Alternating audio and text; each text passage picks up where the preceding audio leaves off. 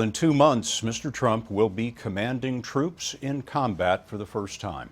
With U.S. forces fighting and advising in Syria and Iraq, we asked war correspondent Holly Williams to compare the campaign rhetoric with the campaign against ISIS. This new ISIS propaganda video shows the treacherous urban battlefield in the fight for Mosul.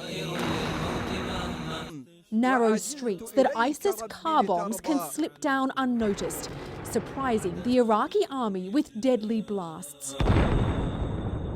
President-elect Trump has threatened to, quote, bomb the hell out of ISIS. But with around 1 million civilians in Mosul, indiscriminate airstrikes are impossible. I know more about ISIS than the generals do, believe me.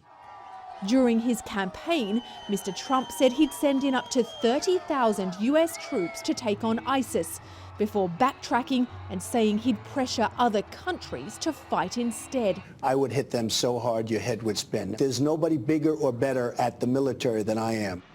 But on the ground in Iraq, the US has spent 2 years of careful diplomacy, building a fragile coalition to fight ISIS, which the Trump administration will now inherit.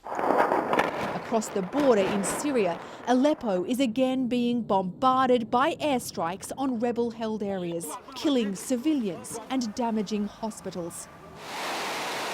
Russia says it's now launching strikes from its aircraft carrier in the Mediterranean Sea. But despite international condemnation of Russia's actions, the president-elect has suggested he'll work together with Moscow and would end American support for Syrian rebels.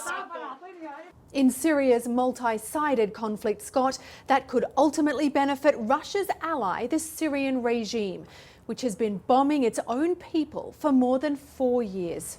Holly Williams reporting from Istanbul tonight. Holly, thank you.